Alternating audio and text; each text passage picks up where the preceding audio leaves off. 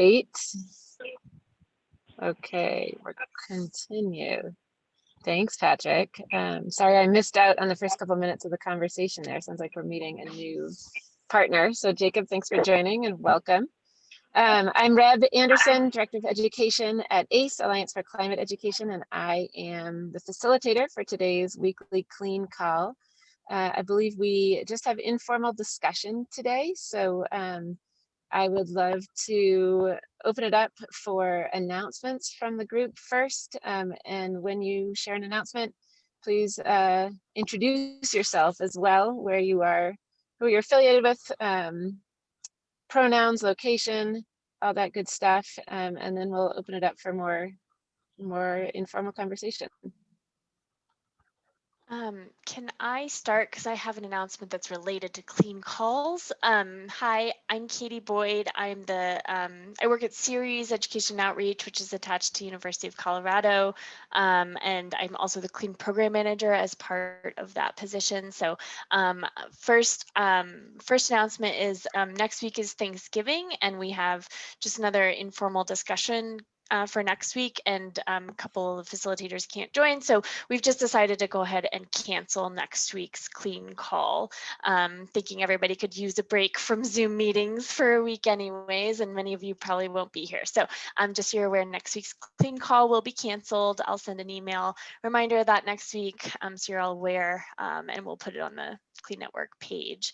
And then another, the second announcement I wanted to make was just around AGU. I do know a lot of us are presenting there or convening sessions there, and just so you're aware that a lot of the deadlines for that are coming up this week. I think many presentation deadlines are due on Friday for uploading recordings and things like that. So just putting that out there to remind folks. Katie, shout out back to Katie of keeping me and others on track about getting our timing right. Thank you, Katie. Katie, just clarify something. AGU wants our presentations to be submitted this Friday? Correct. Say what? The same issue there, Frank, but I was not worried because aren't you doing the poster for us? Yeah. AGU, that's a party foul right there. Not nice. It's November 17th. What? Yeah, they're because of the e-system, then having to load everything in rather than having individuals show up with paper and posting it themselves. They've got to do it all through electronics. So they chose poorly then on how to do that, is what I'm hearing. That's ridiculous. So AGU, is this for both listening, oral presentations and for poster presentations? Yes. If I can make you feel any better in a moment of free time, I put my poster together in about an hour, and it's one of the prettiest ones I've ever do because they had this amazing system that some people in the AGU community said they really didn't care for. It's been getting a little hate in the AGU community space. It's called Amuse or whatever. So you build your presentation in their system? If you have a poster. Frank is getting more and more annoyed as we speak. No, I'm actually getting value from you. This is actually useful for me too, because I honestly, I have a poster that I developed for AMS last year on clean that I, sort of planned to use for posters throughout this year, like kind of a year-long. You can copy. Can you still upload just a PDF, or do you have to do in that system? I don't think you can upload a random PDF, but you can copy your text chunks out of any existing previous posters and put them in their template. Okay. And I'm loving watching you can spend 3 weeks making your poster if you'd like. You can change every color and every font and I used the default. It looked fabulous. Why not spending time on that? But I found it easy to use and was done pretty quickly. So this is why Frank Bradshaw was working so fast. I was like, why are you working on this so early? Yeah. Now I understand. Yeah, Thank you, Wendy. That's really helpful to know because I was sort of, worried about this whole system being hard or complicated to use. And I just didn't have the time. So, to make it easy, I did, but you can always just charge through and not read any of the tutorials. I took about 10 minutes and I listened to their 3 little YouTube tutorials. And then I just did what they said. Boom, boom, boom, boom, boom. Done. Defaults out of there. So I modified the defaults slightly, but like I started at 11 p.m. last night and I'm already about half to 2/3 of the way done. It's not too bad. You'll get through it. Good God. Thank you. Immense thank you. Jacob, this is how it works. We have group think here. We help each other. We got each other's back. That's how we work.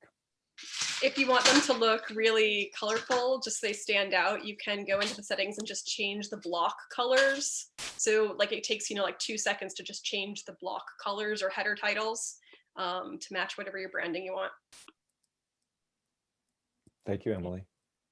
So what's the actual deadline? Friday at midnight? Friday at like 6 p.m. Pacific time or something like that. I can't remember the exact time, but it's like the end of the day. I have 5 p.m. Pacific, so 2 p.m. Eastern. My guess is no, 8 p.m. No, 8 p.m. Eastern, Jim, the other way. Yeah. Thank you very much again, Katie and Rebecca. Gee, I'm spinning the wrong way on this planet. Of them may not be done on time and they might extend, but one never wants to count on that, right? Nope. Especially because a lot of folks with, taking, like me, I'm not traveling, but I'm taking next week off, to try to get a little break. So I think a lot of folks trying to get it done before they leave for any sort of break anyways. Are there other announcements? Well, just a quick one, Frank. What you do, of course, is just so pivotal and anchor for everything. There's got to be a way to make if you can upload. You're doing a poster or a video for. I don't even remember, Jim. It'll be done. It'll be done. We got to help you get something in there. No. It'll be done. I already found a hole in my schedule. I'll make space. Okay. It'll get done. It's no problem. Piece of cake. Good job, Frank.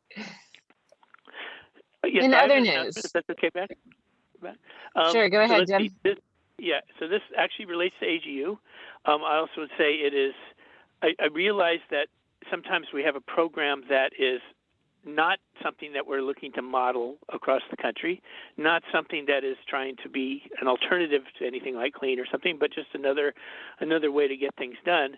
That we work with the kids at Lowell in Washington, D.C., we're talking about kids that aren't just getting 2 hours or even 20 hours of climate change education and action, but more like 200 hours a year. And they're doing it 6th, 7th, and 8th grade, and with the option to go on to 8th grade. So these are kids who are really into it. They are really wanting to be able to work at NASA Goddard or NOAA. They want to be able to do science with NASA Goddard scientists or NOAA scientists because nearby.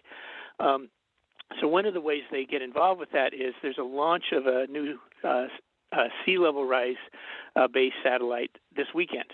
So Sentinel-6. Now, of course, it could be rescheduled. It's already been rescheduled, but it's scheduled to go on Saturday. And the kids are going to be watching that with NASA and watching the launch. And they've already gotten into how the satellite, I realize that for most teachers, we're not going to get into how satellites work or even that they are satellites. We're just going to give them the data points. But these kids, when they saw how the rocket works and how, it's one of the SpaceX's that come back, they were going nuts. It was like, this is not the stuff we were meant to be teaching. But when they saw that, they wanted to get into rocketry for a while. Okay, so this is about this, but they're really into it. But it's like how do we keep things engaging for kids when they're putting in 200 hours a year in climate education? Anyway, that really comes down to there's a nice launch of another satellite of the 6th in the series. It's ESA and NASA, and I think NOAA has a role in it. It's going to take very precise and accurate measurements of the sea level. So that's pretty cool. Thanks. Cool. Jim, if you want to put a link maybe in the chat for information about how people can watch or how teachers can right. participate. I'll get that. Thanks. Good. That would be great. Thanks, Jim. Other announcements? I had Wendy, I one. saw yours. Oh, sorry. Go ahead. No, I just was noting Wendy's in the chat around AMS abstract. Or was it abstract submission deadline Sunday? It's presentation deadline, I think. It's not the abstracts, it's the presentations or poster files. Yeah. Got it. Jen, was it you I cut off? And I see you. I didn't see you cut me on off. deck. I was jumping in, but I do have an announcement. We have a speaker, one of our speaker series tonight, and I'll put the link in the chat. But it's on. Jen, will you introduce yourself? Oh, I'm sorry. Jen Kretzer, Director of Climate Initiatives at the Wild Center in Northern New York State in the snowy and really cold Adirondack Park. And and I go she, her pronouns. Thanks, Reb. We have a speaker series tonight as part of our Youth Have Power program. It's on climate justice and equity, and we have some great speakers. We have one of our high school students in the western part of the state that has done a research project on equity and justice in rural communities. We also have Taylor Morton, who some of you know from We Act, who is the education director for that environmental justice program, and then Kevin Patel, who is out in California. I know Kevin.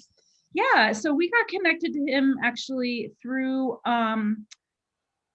Andrew Brennan, who coordinates and works with National Geographic on their youth engagement strategies, and so he recommended Kevin as a speaker to us.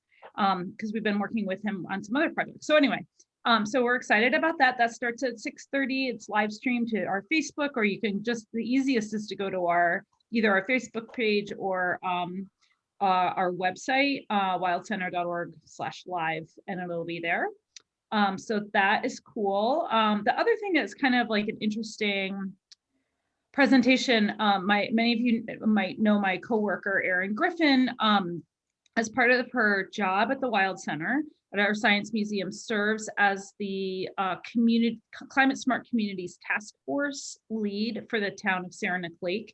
And they just had a vote in our tiny rural community to start working on a climate action plan. So we got bronze level certification from the state as part of their Climate Smart Communities program. And then the board, which is, we live in a very conservative district of the state, and the board just voted unanimously to proceed with the climate action plan. And now she's working with the heads of the Department of Public Works and the wastewater treatment plan and others to get them really getting into that nitty gritty of looking at resilience and climate action planning and how to reduce emissions. And the village has actually done a lot. They just don't call it climate action. So anyway, I was excited about that, and I'm super proud of the work that she's been coordinating through the museum. And it's, again, one of those things that I just wanted to share out because it's cool. And they're having a meet and greet with the task force on Thursday evening. That's open, which you could go to that. I can share that link if anyone's interested. But we still have some really great youth involvement at that as well. And one of our students just wrote an article that's going to be published in a local magazine about her role on the Climate Smart Community Task Force. Okay, that's it for me. This is awesome though, Jen. All great. Go, Erin. Thanks, Jen. Hey, Reb, can I make an announcement? Yes, you are up next. Awesome, thank you. So I just want to give you guys a heads up. The ACE, what are we calling this thing again? I'm going to use the actual title. An ACE National Strategic Planning Framework for the United States. That's actually the title is final text is almost there. We're in proofreading, which is lightning speed. Deb is part of the writing team. So masterful work and also rapid work is close to being done. We feel like by the end of this week, we will have a final version of the framework. Then we move to signatory process and briefings and things of that nature. Jacob, sorry, you're in the deep end here on this one. So there's a lot more we can talk about this. There are other recorded webinar, weekly webinars on our webpage to talk about this. So if you want to get a little context, but then we go into the next phase of things, which is actually getting buy-in to launch the ACE national strategy under the Biden administration. So that's getting that all wired up is chewing up a lot of bandwidth right now. But building the will and support to get this done is the amount of other initiatives that are related to this that are just exploding in every direction is what we have here is the ability to build coherence, strategic coherence, which is masterful. So, we're super excited, but we've got a lot of very technical things to do to get this all set just right. So super excited. More later on. I expect next week, but we won't be talking next week. So maybe the week after. But definitely something to keep your eyes on, if I can just add to that, because it's going to start moving quite rapidly through the world, and I'm pretty excited about that. So thanks for any of you and all of you giving feedback. It was a giant effort. One other point, Deb, just to build on that, is that I don't know if you were any of you weren't at the community review launch, but the one point that Christina Kwok from Brookings Institute made that is really, really important is no other country has done what we've done, which is weird that the United States is the one that did this, but and part of that is the centering our work in dealing with systemic racism and with economic devastation from the pandemic, and climate impacts, and I mean that the intersectionality and the way we've done it at a connecting climate action and education is unique in the world, because we want community first as opposed to government down. And that uniqueness, I think, sets us up for a very powerful possibility in the coming year. So, though an interesting side effect of it is that I noticed for the UN related ACE dialogues, the closing comments that are coming out, that Thomas Cameron from Canada is one of the senior policy analysts in Canada around this, and he's on the local communities Indigenous peoples platform. He's the policy analyst assigned to that component of the UN work. Anyway, he is a guest speaker, like a lead speaker and thinker around the North American component of it. And I was like, sweet, because I've been in conversation with him to try and get Canada moving along on this too. So yeah, super great. Yep. We've been, one of the things to remember is we do international conversations. So we're setting a model that might be valuable to other countries, and that feels good. It'd be nice to be doing really important work that other people would be like, wow, that's really important, as opposed to you laggards over there. And I'd love to change that if we could. And Frank, can you speak at all to what's happening? Like, is there a COP happening in December, and is it virtual, or do you know anything about that? So yes,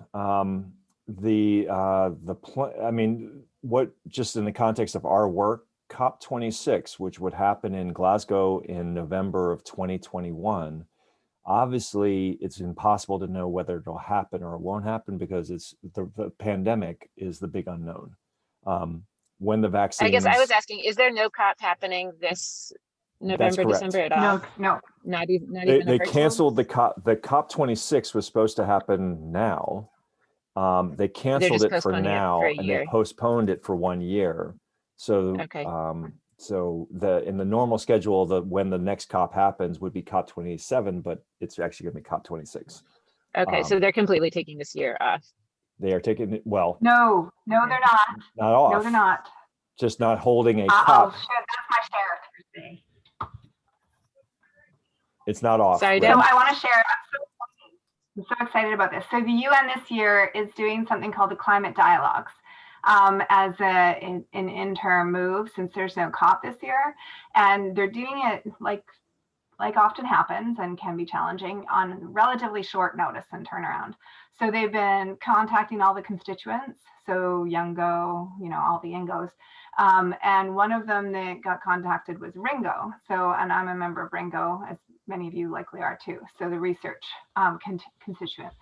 Anyway, so I get an email last week, Jen, at 5:30 in the morning or something, my time. And I'm up because I have this national meeting I've been facilitating last week. Anyway, I phone Jen because it's like 8:30 on the East Coast. I'm like, so what would you think if I put a session into the climate dialogue? And because Ringo had such short notice on the turnaround that they decided to do a first come, first serve. And I literally had just got the email, but it went out to the international research community. I was like, all right, we gotta decide what would this be. So I wrote it up really quickly and we got accepted. So we are the ACE. It's the full title now, Jen, is the Implementing an Action for Climate Empowerment Agenda to accelerate climate action. And so we basically decided between Jen and I, who could we name as like a constellation of examples that would say yes, since we weren't able to ask them before we submitted. And so we did Kristen, Climate Generation, Jen at the Wall Center, myself with the Washington State Climate Time Initiative, and Isati Sintran to speak to the national effort.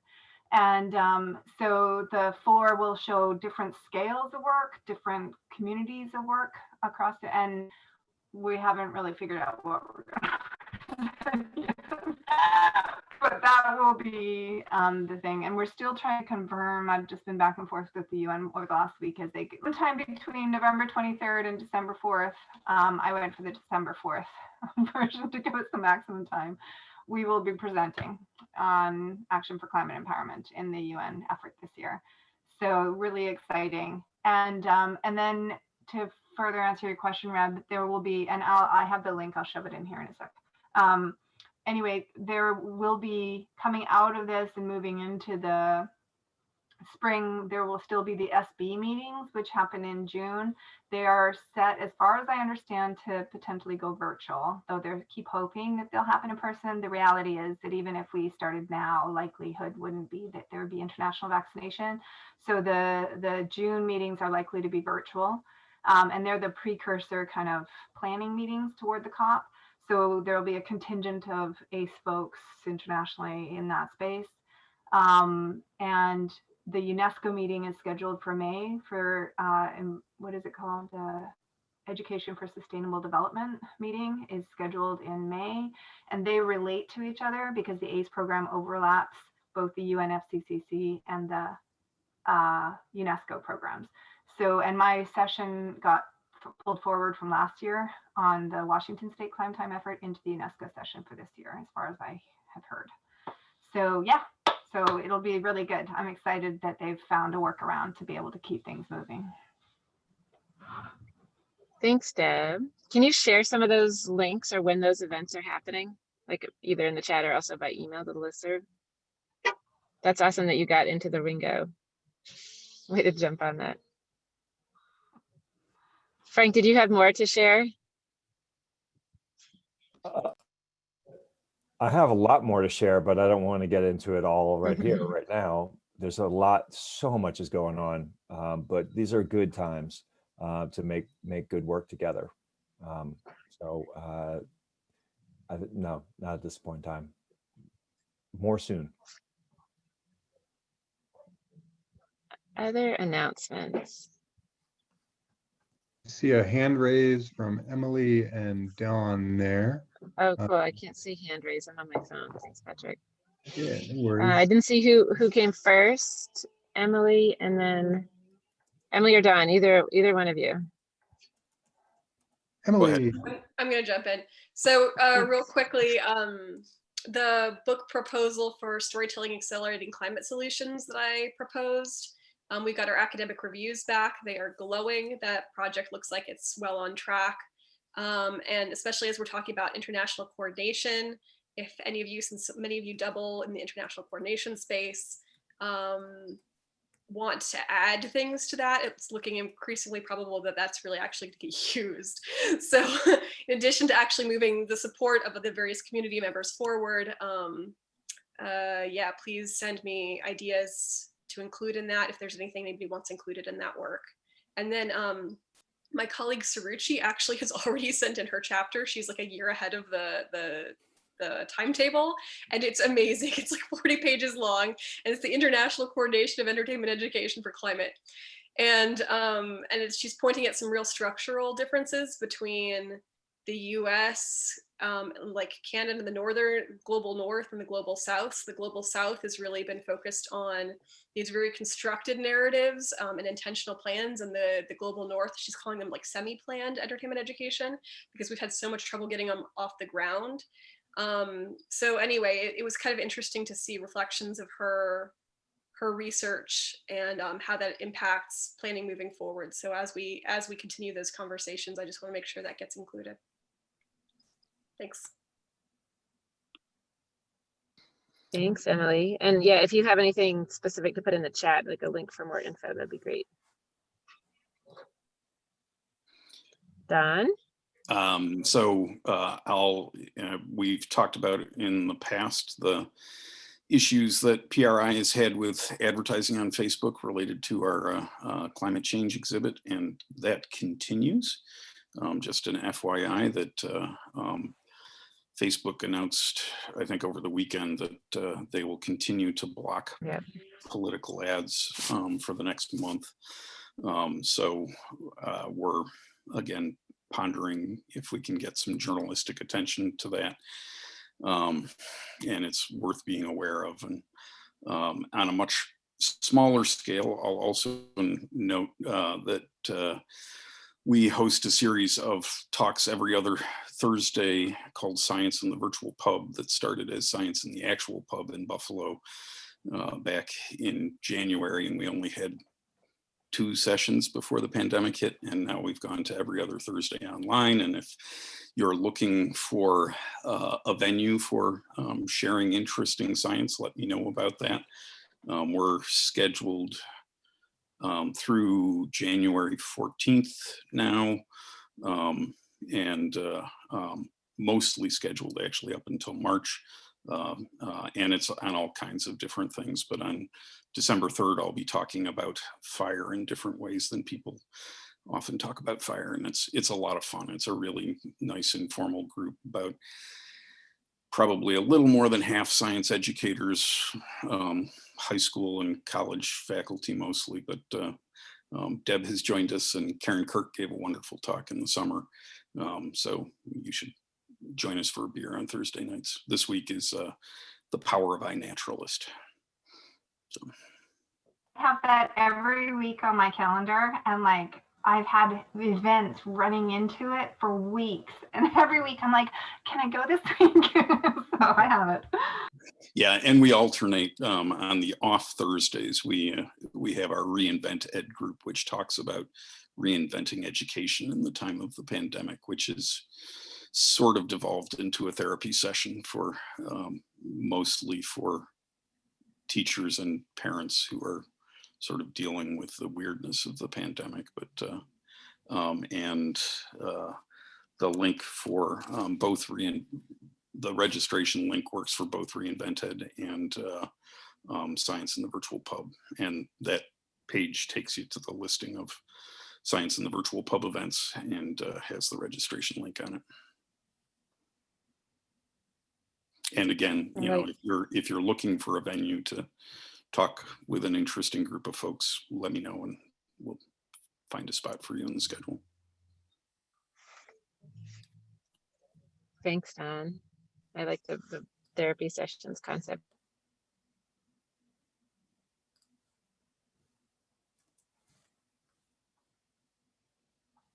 Is it possible that we've run out of announcements?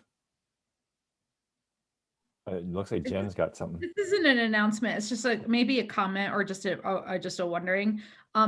Is anyone else reading All We Can Save, that new book that just came out about the essays on climate solutions? Oh my God, it is so good. I was like, oh, I don't want to read anything. I don't want to look at anything about climate change. I'm so over it. Like I'm just like totally saturated on the climate front, and I'm like, I love it. It's like sitting next to my bedstand. I'm like looking at it every day. I like, went through it and like framed a recent talk using some of the pieces from the intro and the end. Like I really enjoy. Anyway, I was just wondering if anyone's reading it. It feels very hopeful to me, so I was excited about it. Anyone else reading it? I saw Deb held it up. Oh, Deb, you have it right next to you. Favorite book. Oh my gosh, it's like my favorite book right now. And there are so many interesting things. I like that it's, and Emily, I think about you sometimes reading this because like I am not an artsy person. I am like a science geek in a very big way, in a non-creative, and that's not even to say science people aren't artsy. I'm just saying I'm not one of them. And so, yeah, this one is pressing me to think about how to connect with community activists. It's written by feminist scholars from all different positionalities, and it's really like making me break out of my mold, which is kind of awesome. And it's been a while love since all a book the really like did that. quotes and poetry, like all the stuff, and mixed in with all the sort of the more in the weeds essay work. But it's so good. Anyway. Deb, can you share some of your favorite pieces of that? Because I've been. Why, yes, I happen to have them bookmarked. My favorite, are some of the quotes that are mixed in by scholars and activists, scholars and activists who I just greatly appreciate. So things like "Our feelings are our most genuine paths to knowledge" by Audre Lorde. And, just "Me Too," said Mother Earth, by Alex Lieberman. And, who's a young climate activist. Different stories that are in here about, there's some really good things about education and labor. Frank, I was thinking about you with some of these. So that is why the GND includes commitments to a federal jobs guarantee, universal childcare and healthcare, and significant investments in education and training. How can we attract enough workers for a national climate mobilization if the average cost for a year of childcare ranges from $5,500 to $25,000? So like linking some of these things, I think that one might have been Rihanna. Let's way back here at the beginning. Yeah, it was Rihanna Gunright, that one.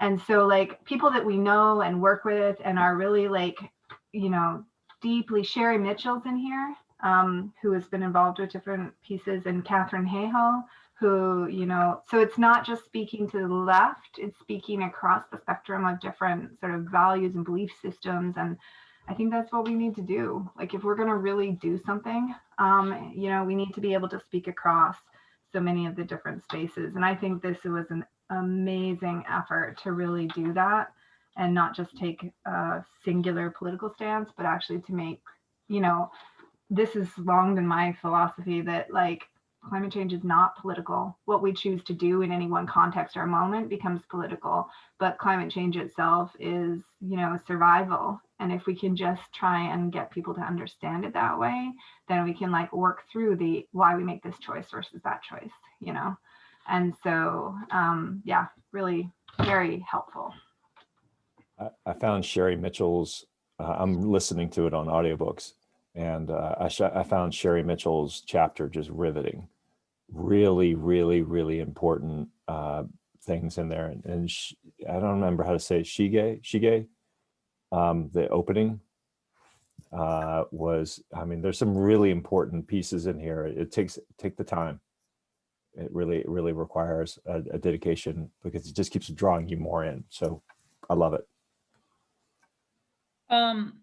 So there is actually an event on December 3rd at 6 p.m. Eastern time called All We Can Save: Truth, Courage, and Solutions for the Climate Crisis.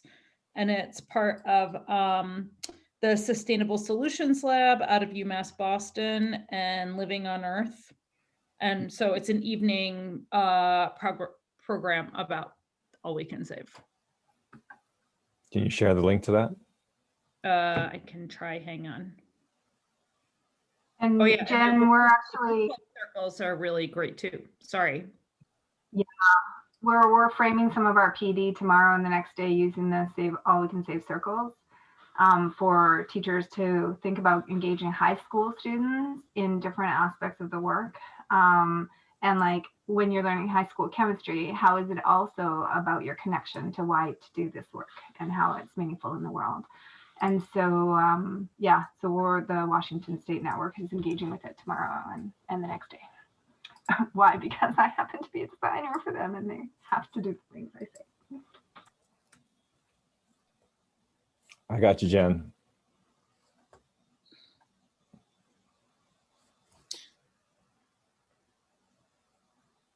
I was thinking we might end up talking some about the election in today's informal chat. All right, Don. There's still time, Don. Which election do you want to talk about? Do you want to talk about the Georgia Senate runoff? No, I'm talking about the Georgia Senate runoff. Yeah, there's that. Okay. Election and political talk has to be on a non-recorded context because I sit too politically now too, Frank. Yeah, no, I mean, look, the one thing I think is fair game for our recorded conversation is that the social dialogue related to climate and climate change and climate solutions has never happened this way in this country. Never, not even close. Mm-hmm. And to have robust intersectional bills and proposals from one party that are significant and serious and robust, and to have it show up in all three debates, that's never happened before. Yeah. To have it said in the acceptance of the, all that kind of stuff. I mean, it's changed. It's changed. So, and that's big for what we do. And that's not about choosing one party or another. It's not making political arguments or another. It's just acknowledging the social reality that this is engaged in a much more robust and significant and deep way than like trivial stuff. Yeah, so in some way we have reached a tipping point, and that is going to matter for the rest of our lives. Agreed.